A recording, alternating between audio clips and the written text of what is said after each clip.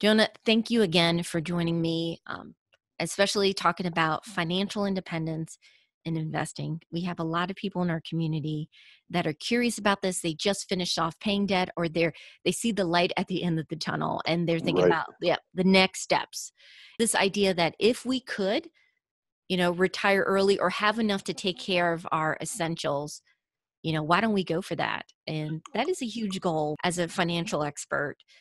How exactly would this work out? And I wanted to talk about that financial independence number.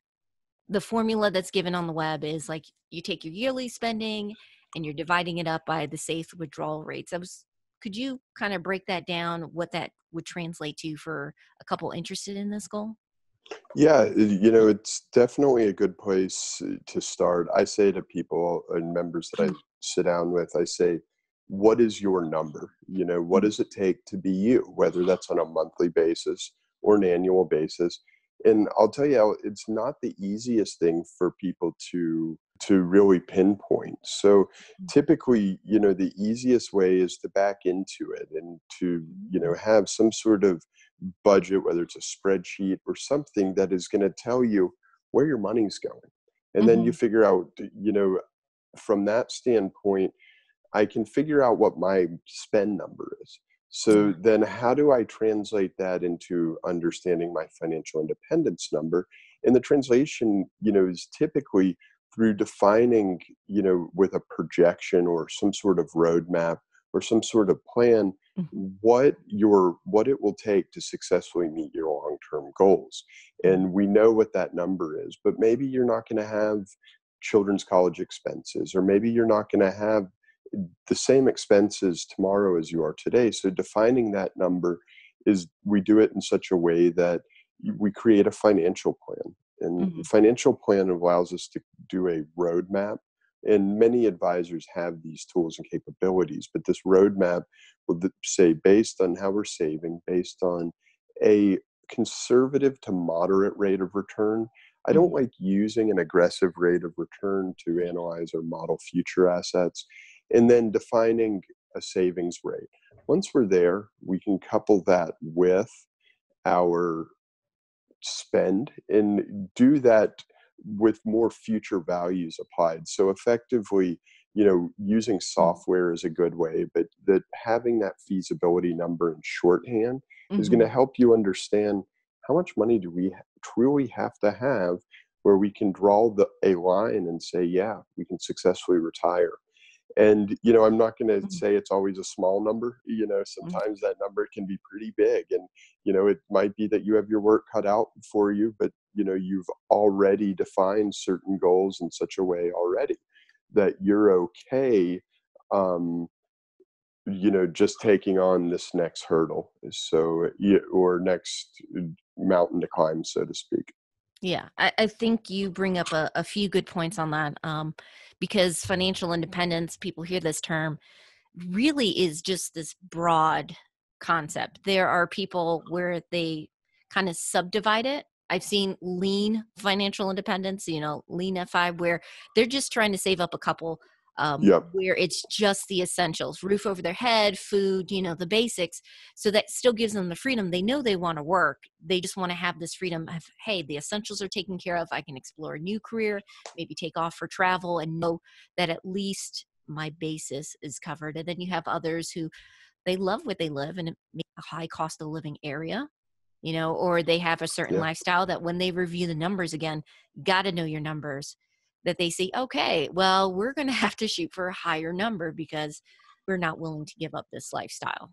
So to that Mhm. extent, it is defining those. And when I say backing into it, it's a little bit easier by creating a list, but, Mhm. and typically a spreadsheet, if you're a spreadsheet person, is easy to make a one column that is going to be, you know, Mhm. leisure, required spending, but going more into that. What if it's Netflix, Hulu, and Amazon, or whatever, Mhm. your month, where your money is going monthly, getting as granular as possible to really try to define what that is. And then when you sit down or when you're looking at it, there may be things that you say, well, this will probably change because I use tuition because that's an easy one, but maybe I don't have that tuition payment in the future, etc. But having that number, in a way, just knowing your spending number is Mhm. is the is I'm going to say it's the first step towards financial independence, but it's a very large step, knowing what it takes to be you, Mhm. and or what it takes to be your family. And so from there, those essentials, which are the have tos, you can really start to narrow those down to your utilities, your groceries, your gas, and your mortgage payment.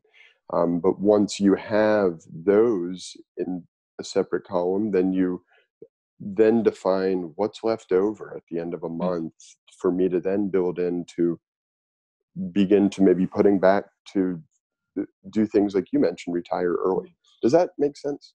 Yeah, that makes complete sense. And I Okay. think a lot of people kind of get excited with the end point, and they have to, like you say, back up into it, which is okay. If this is where we want to go, what does this really mean? Which means we have to be aware of what our spending is, and then also what our savings rate currently is, and where we need it to be if we have a time limit. Some people say, "Well, Right. as long as I retire early, I'm happy." Um, and then some people are like, well, hey, I've seen online it's, 10, I want to do 10 years too. Well, that is going to be significant savings rate. But I did want to talk to you, since you are the subject matter expert, about specific numbers, that safe withdrawal rate.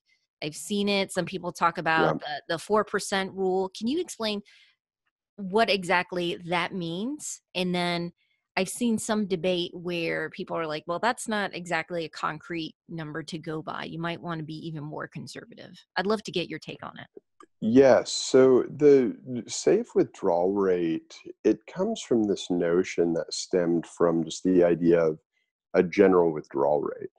Mhm. Um, as it's been explained to me, the back of the napkin approach was that financial advisors may help someone understand their ability to withdraw funds by taking 4% of their liquid net worth, Mhm. or a percentage of their liquid net worth, and defining that as the amount that they could safely withdraw between the risk tolerance, dividends and interest coming into the portfolio. But that being the case, the idea was built on a 4% rate. But Mhm. certainly, 4% that's a number that, again, was very much a generalization. Okay. Now, most of the time, savers, they they want to make sure two things: one, that they have the money to live on if it's retirement or for a certain goal; but two, they don't outlive their money. And so, what we found is that, you know, as 4% seems, and in some cases, some people may say ambitious or not, Mhm. we found that, it might be really indicative to the specific saver. And it comes down to what we were talking about earlier about knowing your number, but it Mhm. also comes down to the fact that, withdrawing less from something probably means that there's going to be more of it to grow or to compound and grow in the market. So, whether you use a model that Mhm. defines a standard deviation, we have found at the credit union that typically our savers, our most successful retirees rate falls between 3 and 4%. Some Mm. folks may be closer to 3% because Mhm. they have income attributes like a mortgage, or rather like a rental home Mhm. or a pension, that doesn't require they take as much out of their savings. Other folks may not have that pension, but they may have rental income and Social Security, so they can safely take money out, but it's closer to 4%. But certainly, the 3 to 4% is what we see every day Mhm. as an appropriate range. But it's not something where I think we would say, if we say this is an endorsement, it's either 3 or 4%. We would Gotcha. say that might be a rule of thumb. But Mhm. certainly there are ways, using financial planning tools to really calculate what your safe withdrawal rate is. Yeah, and this is definitely something I would suggest if couples are serious about this and they want to set up a plan, is to meet with professionals like you, where you can look at the whole picture. and talk with them about their individual situation. So I know we kind of did a high level overview of financial independence and kind of the numbers that worked, but I do appreciate you taking the time. And guys, if you're listening or watching this and you want to learn more about your specific situation and you live in the Triangle area, please go visit bankbetter.org. Coastal has some information. You can check it out yourself.